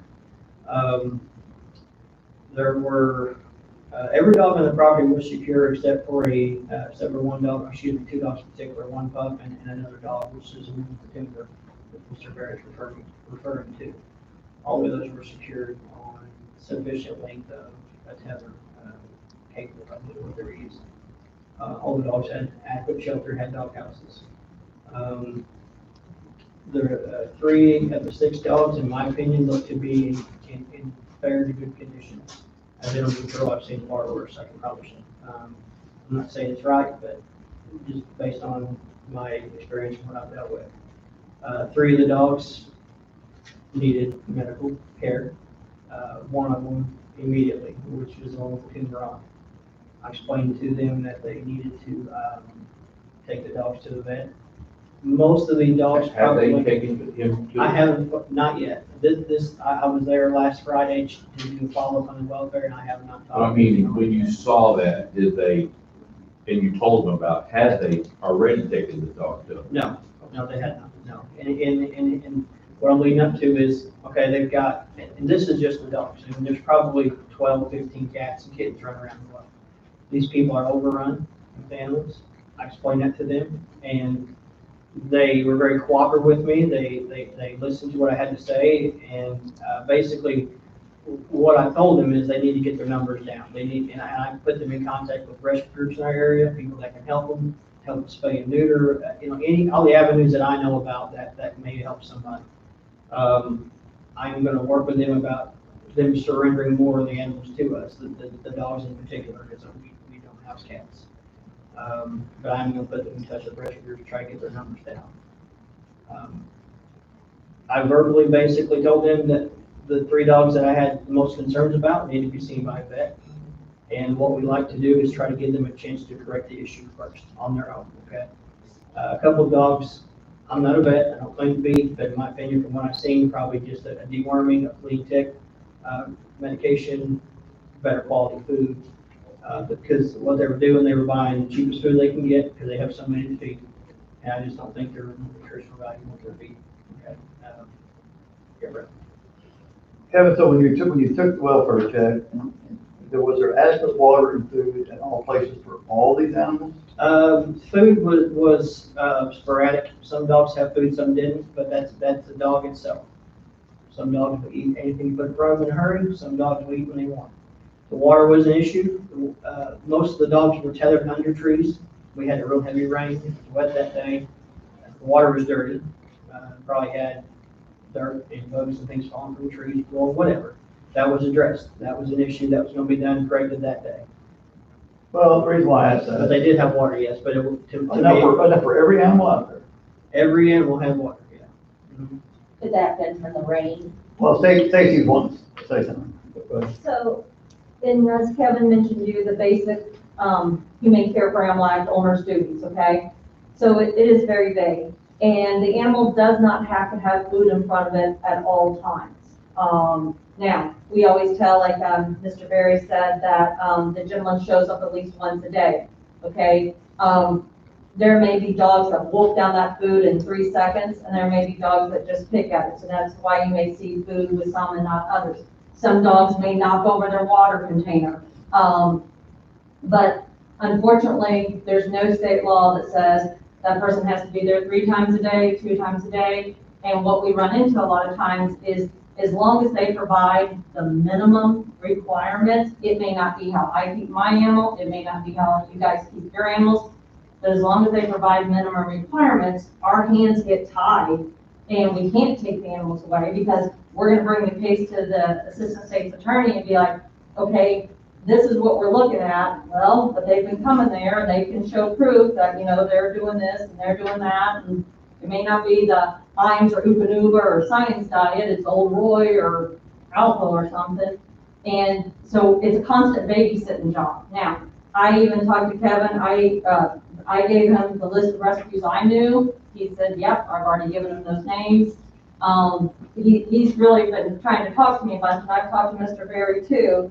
And, in the past, and I understand where he doesn't want to be this person, but if a person sees their livestock being attacked, wounded, injured, they do have the right to protect their livestock and shoot those dogs.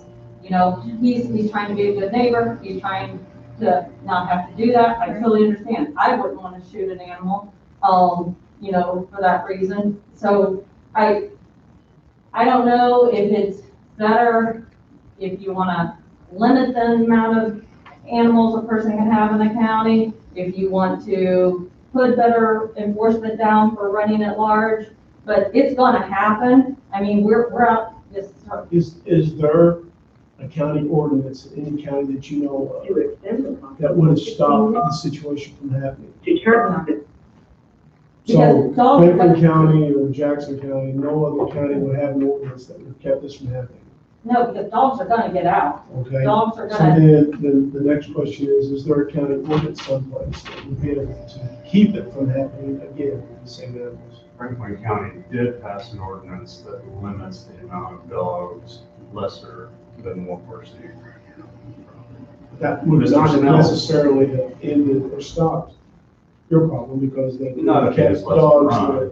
that, right, Yeah, kept because it's dogs. negligent of taking. Let go of the dogs. Exactly. Well, wait a second, there's another issue here too. You had said that every dog was leashed up except for one, right? 2, a pup and a dog. There were 2. Were there leashes there, but they just didn't happen to be chained up at the Yes, sir. time? There was actually a runner between a tree and a utility pole for that particular dog. The dog did not have a collar on, the dog was not secured. The tumor dog has So- always been running at large. When I went to put out the firefighter with volunteer firefighters, that dog ran up on me in the dark and scared.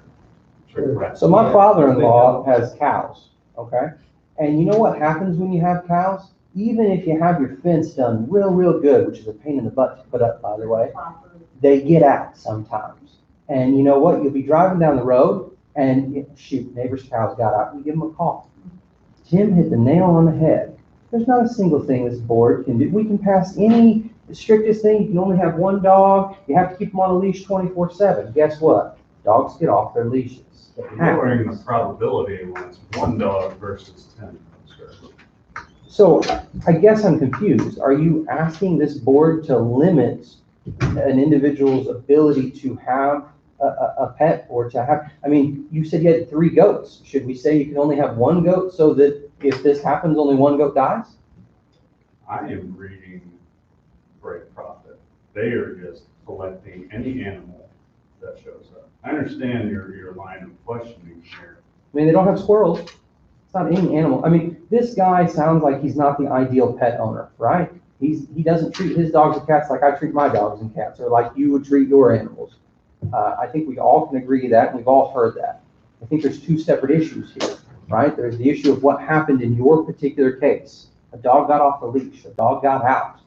Something unfortunate happened. I think there's a civil remedy here. I think you are entitled to restitution. Whether that's a replacement cost, to acquire new livestock, or what the value was before it was destroyed, as you said, that's a question for the courts, and I would recommend that you seek legal counsel for that. But the issue, I guess the other issue that the board probably has a better handle on actually doing something would be limiting people's ability to have pets, animals, whatever you want to call them. I have several items here that I would like to see changed that would protect people in my situation from having these happen again. I've already said, if I get my money back, I get my money back. I'll go to work tomorrow and I'll make some money. What I would like to see is that pup or that dog that was released, to my knowledge, is pregnant. So he's now going to have even more animals to deal with, and he doesn't take care of what he has.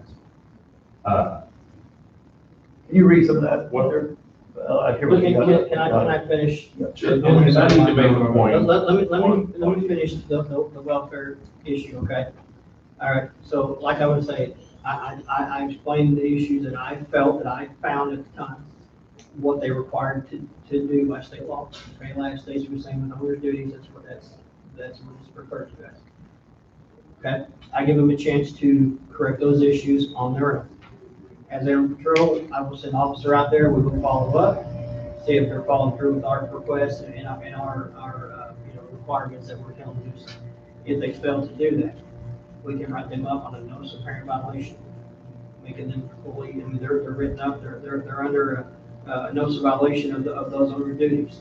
We can give them on our discretion, X amount of hours, whatever we feel necessary, could be a day, could be a week, could be a month, whatever we want to do. If they fail to comply, then we can seize those animals and charge them with owner's duty violations or cruel treatment or whatever, however it falls, okay? So that's where that stands. Mr. Bear and Andrew was talking about restitution of the animal, okay? We have two ways to go about that, okay? Under the Animal Control Act, the owner of the dog is liable for any damages caused by that, okay?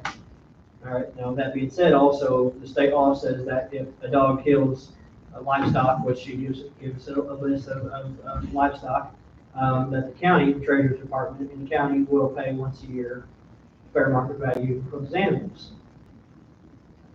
Where it gets gray here, and I talked to Mike about this, is that we have a potential owner of these dogs that potentially killed these goats, but we don't have any proof that it happened. You know, so I can fully understand how Mr. Berry thinks he's getting hung out to dry and not, you know, basically he's done all he can do without nothing to be done. How did you know the two were in the pen? They were not, when I arrived at I Mr. have Berry's those residence. pictures too.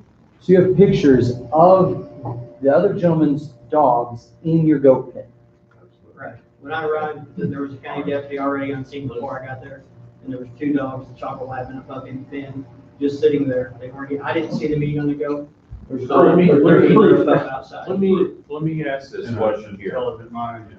On 5/2.05A, dangerous dog means any individual dog anywhere other than upon the property of the owner or custodian of the dog, unmuzzled, unleashed, or unattended by its owner or custodian that behaves in a manner that a reasonable person would believe poses a serious and unjustified imminent threat of serious physical injury or death to a person or a companion animal, or a dog without justification bites a person that does not cause serious physical.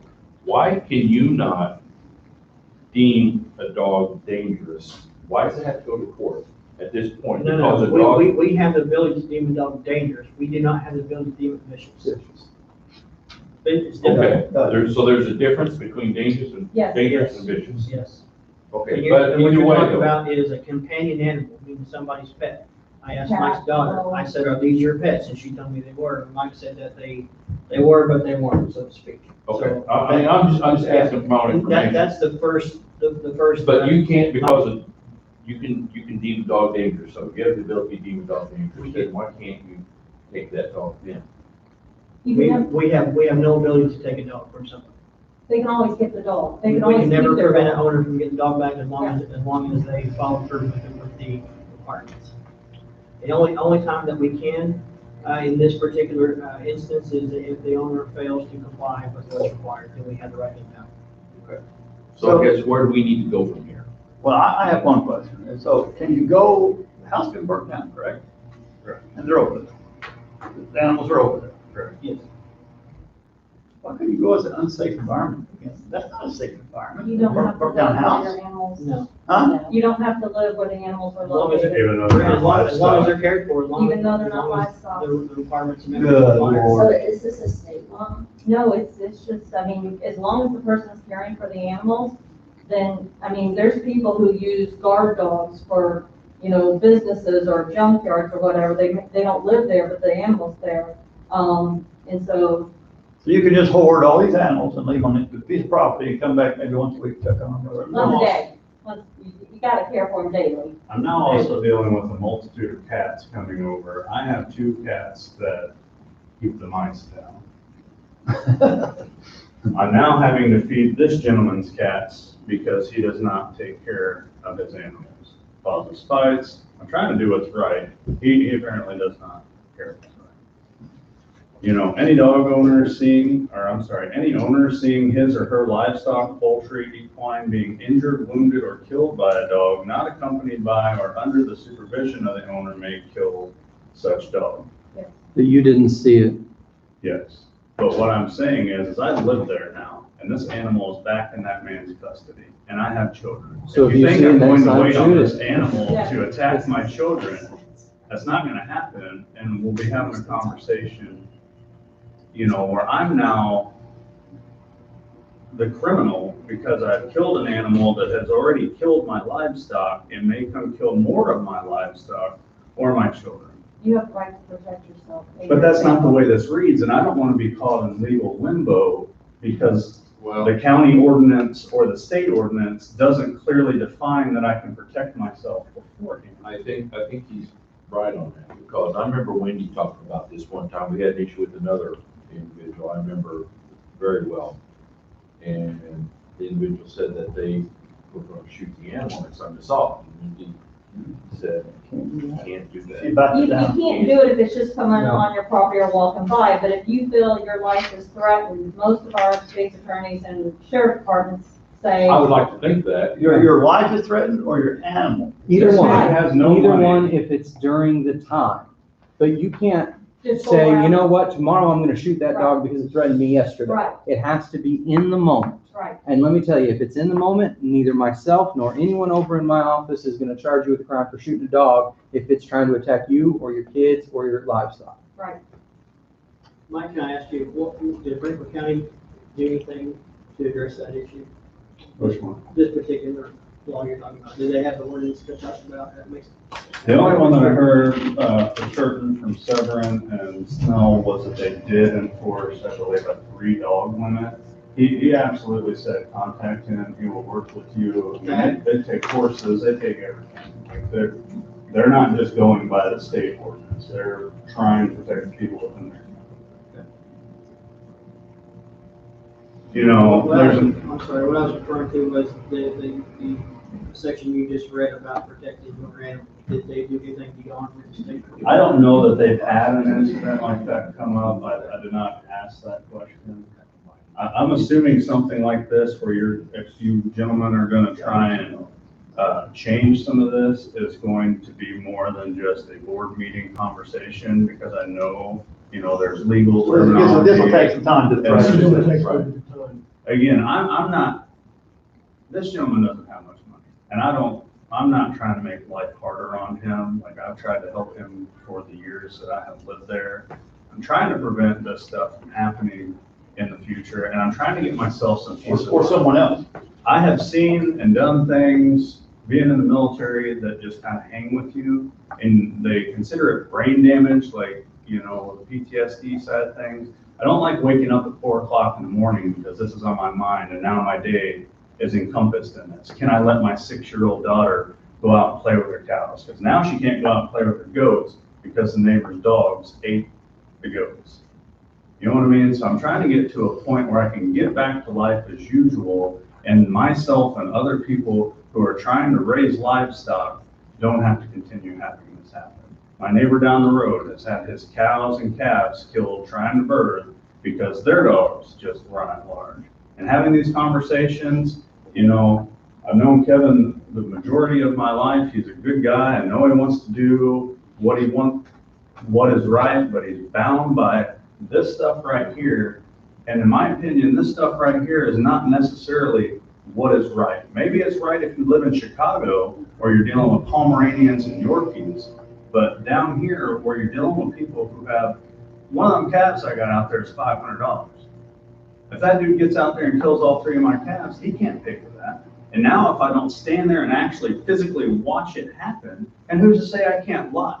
You know what I mean? I could have lied about all this. I could have told my dad to shoot those animals, but I was assuming that animal control was going to be able to do it in a humane way, only to come home and find out that I'm not protected. I think everyone on this board understands what you're going through the best way you can. I think this board I'd like to make a recommendation that we do work along with our assistant state's attorney, maybe look at what Franklin County has, see if we can come up with, brainstorm how we can help alleviate this problem going forward. I know we can't bring your animals back or anything like that, but if you would actually maybe even work with us to try to develop something. Yeah, I'd like to sit with Mike and have a conversation about what he's thinking. We definitely work finding something that we can do different. I'm supposed to meet with the Williamson County Farm Bureau on the 15th to discuss the matter and find out other counties and other things that have happened. Again, I'm not trying to make you guys' life hard. I understand that there are laws. I understand all of this.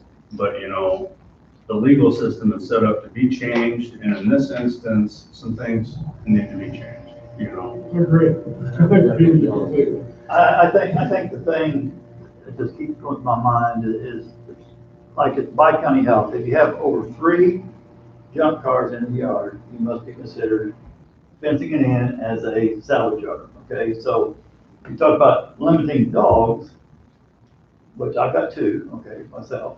So if you limit to 3, you're gonna have people, you know, government knows what to do, you know, they're gonna be going just crazy on this side. So you gotta weigh out the balancing of all of it and try to come up with something that makes sense. Like you talk a breeder, for instance. They have a special license to have 6 or 8, 10. And also, how can you differentiate? I mean, how can you say you can only have 3 dogs, you can't have, you know, cats?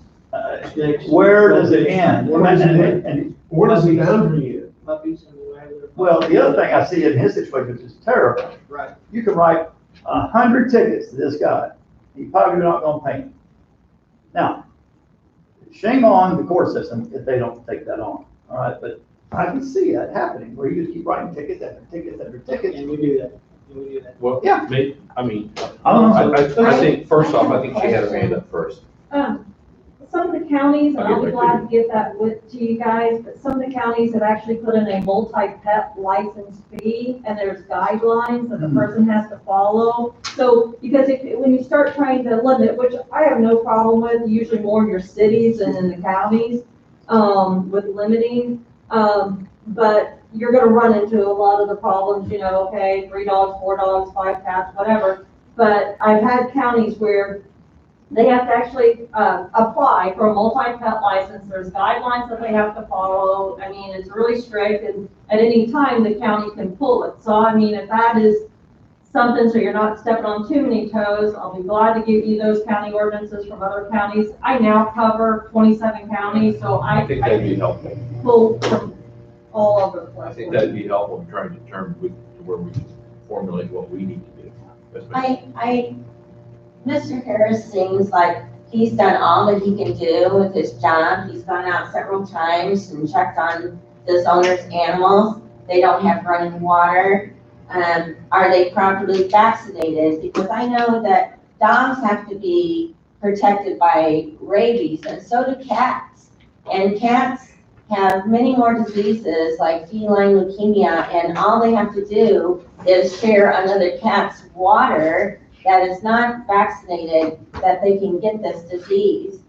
And so the thing is, it seems like this gentleman has done his job to the utmost. And these owners are not properly taking care of their animals.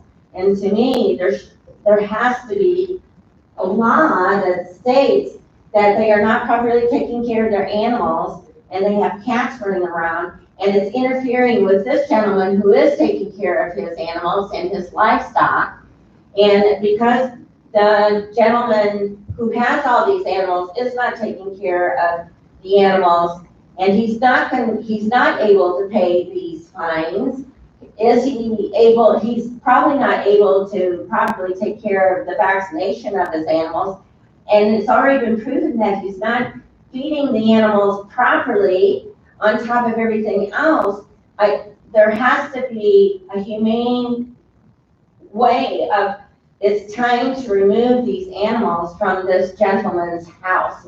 The cats, the dogs, everything. And this guy needs to be taken, you know, something needs to be done where, you know, something is wrong with this man, you know, that he needs to be held accountable for all this.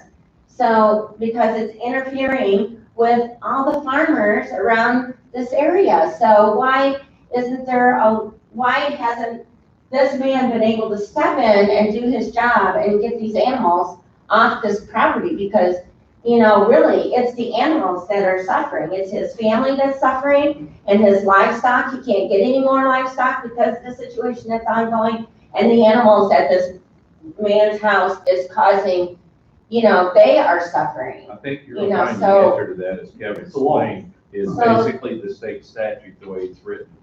And, Kevin. He's meeting minimums. He's meeting minimum standards, right, exactly. Kevin Because said he's Missouri has meeting had to get minimums. stricter with these situations because But of we puppy have to, mills. but what you have to understand, we have to work in conjunction with Well, let me explain also. state's Jim. attorneys I'm and sorry. everything. The time frame all this has happened is very, very short. We're just talking Yeah. days here. Okay. We give the owner a chance to correct the issue we find, get up the code or law, whatever is required, before we can step in and take, okay? Like, that's our discretion, and you work with the owner, you work with the situation. Every situation, every dog is different based on the needs of that particular time. You know, I'm not gonna go into a lot of detail here, but there's dogs that need help more than others, and those are the ones that you work on first, and you work off of that. Now, if you get zero compliance, you get zero cooperation, then you're talking about seasoned animals, and you're talking about charges on owner duties and so forth. Now, having been said that, Stacy, correct me if I'm wrong, there's nothing that would prevent them from getting another dog somewhere else. Very good. Got a lot. It's responsibility is what it boils down to, and there's no control on You people. can make it every law you want to make, you can make every But we- ordinance, whatever you want to Same do. thing with speeding. Speed Speeding, signs, speed big signs. You cannot make a person be a good neighbor. You cannot force him to be You courteous to can't. somebody else. And I talked with Mike and It's personal several in the room responsibility. about the same issue. You know, we fight that every single day. You know, you cannot make somebody just be a decent person, be a good neighbor, like Mr. Berry is trying to be, you know, or his neighbor rather. He tried to take care of his dogs. You can't, you can't push it enough and force them to physically change their thing. I just have one last thing I want to address something I brought up a while ago about the health and safety of these animals. Is there anything, I'm looking for, I'm full of straw, but I want to see anything to get this under control. Anything they have to prove to you that they've had adequate veterinarian care, they're up on their shots, they're up on the temperament and all that kind of stuff, because I'd be more afraid of a dog biting my child with rabies. Okay. Is there, they have to show, or you go to the vet and prove. So the only thing that is required by state law that we have to go to enforce is rabies vaccinations, okay? Our animal control department has a warning notice, okay, for several different violations. We issue them all the time. I have to stack this thick in my office, right? For vaccination requirements, running large complaints, you know, or whatever the case may be there. We follow up with them. We require dogs to go to the vet. We write citations for dogs not vaccinated if they don't comply. So yes, you know, but That's the direction I'd probably go. As far as distemper, we're telling, there's no law saying that we can enforce that. But I think on the one you can enforce, you're probably gonna find they don't have. Well, they don't, because the day I was there in the welfare check, I had issued a notice for. Is that enough to take an animal at that point? No. And I mean no disrespect here, but to me, and I know you guys are talking about trying to work with this, but to me, to say to not try to make an ordinance because people are gonna break laws, like, well, we might as well not enforce the fact that if you murder somebody, because some people are still gonna murder. You know, to me, like, even though people are still gonna hoard animals, even though this is his animals, just casually sitting in my pen with my goats in their stomach. Even with that, if we could deter a couple of farmers from not having dealt with the same situation, let me get to a real good one for you. So those were his animals sitting in your pen. In my pen. So is that not proof enough? That is, I mean, what more do they need? Apparently not legally. Here's the playhouse that they were pinned up in and slaughtered in. I mean, if, Didn't you say your daughter saw him? My daughter walked out to have found them in the pen. Eating the goats, right? Yeah. Well, the patterns are getting into the fence, so, see, that should be enough right there. The thing to keep in mind, this is a 20-year-old daughter of mine. And, you know, I know each generation says each generation is not quite up to where they were, but while she's an adult, she's still about the mentality of a 15-year-old. She may be one of the managers at the Court Street McDonald's, but she is not really there. When she said that they're a pet, to my kids, those cows are pets. I raise beef animals, you know what I mean? It might be a pet to them, but in about 3 years, it's gonna be on the dinner plate kind of deal. So she is maybe not the most credible witness, but I mean, again, to me, it's a no-brainer. If the animal is in there, were they covered in the blood of the goats? not that I saw. And maybe the rain knocked it off, I don't And know. yeah, But, you know, very possible. I don't know. a possum didn't get in there and eat my goat food here or there. A possum didn't get in there and leave bite marks all the way down the neck as they just strangled the animals to death. kind of deal. Well, you make a compelling case, and I think where we go from here is that we can talk about it all day, but the thing we need to do is we need to talk about this and keep talking about it and get you involved. I would love to be involved. Like I said, Franklin County said that they were more than willing to kind of show the template that they've worked with, because obviously they have had to impose this 3-dog limit kind of thing. So I'm sure there have been objections to it. I mean, I don't have the record. But to go somewhere to offer some more protection to Williamson County taxpayers. Okay, great. One last thing. I know you mentioned it and I forgot, I apologize. What type of enclosure do you have your goats in? It's a box wire. It's like a box wire fence, Yeah. and so the dog got under it. The dog. So a small dog could get under. What about like coyotes? How do you protect your animals from coyotes? There's a difference there. I can shoot those. You can shoot a dog. You can shoot a dog if it's a tiger. Yeah, so I can shoot the coyote on my property because I have livestock and I'm a farmer. I can't just shoot the guy's dogs when I don't want to. I've done enough killing in my time that I don't really want to continue doing that at this stage of my life. Sure, and I'm not advocating for you to do more killing. I'm sure that's the last thing you want to do, especially with your PTSD. I'm just curious that, you know, a dog was able to come under the fence, but yet you say you do this for a living. Essentially, you breed them. You're trying to make a profit. You want to protect your asset. And you know that there's dogs on that property over there, and you know that there's wild coyotes and who knows what else around. I'm kind of curious how making an ordinance about dogs is going to keep a coyote from killing your goats And next that's time. what we run into, because it's not just coyotes, but even your vultures and stuff like that with the baby calves, they go for the eyes. I mean, we run into this a lot where you may be able to get some tighter ordinances or stuff, or get them more confined to where they're not running a larger, higher fine. But still, the coyotes can kill your livestock, raccoons can kill your, bunnies and stuff, or your chickens and weasels. And so, I mean, that unfortunately is something that farmers deal with on a daily basis, especially during calving season, lambing season, These animals. are wildlife that are not under the control of the people. And yes, those things may happen. The spot you're referring to in the fence, they found one little spot where the water had washed out that I now have to shore up. Yeah. In this instance, we're talking about people who are not controlling their animals, in my opinion. I'm not even really sure why we're talking about vultures and all that, because, you know what I mean? That's more like a storm comes and knocks a tree down on my house and it's an act of God. It's just something that happens. Now, if I'm missing some context. Well, I think the point is that dogs get out sometimes. Absolutely, and I understand that's going to happen. And one other thing, I guess, maybe to let you know, because it sounds like I've kind of been against this change, I don't get to make that decision.